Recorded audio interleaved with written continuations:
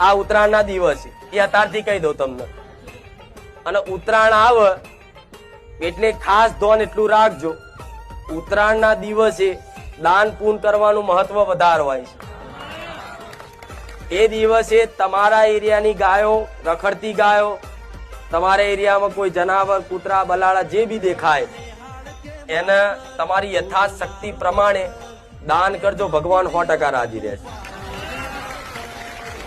બીજી ખાસ વાત,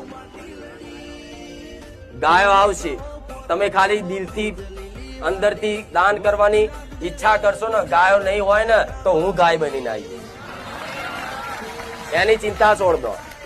બીજી ખાસ વાત, ઉત્તરાયણ આવે છે એટલે આ પક્ષીઓ જો ધીરે ધીરે ધીરે જેમ જેમ પતંગો વધારે ઉડશે ને પક્ષીઓ ઓછા થતા જશે. અને ઉત્તરાયણના દિવસે એમનું ઘરે ભૂલી જાય છે અને કઈક કઈક તો દોરીઓમાં કપ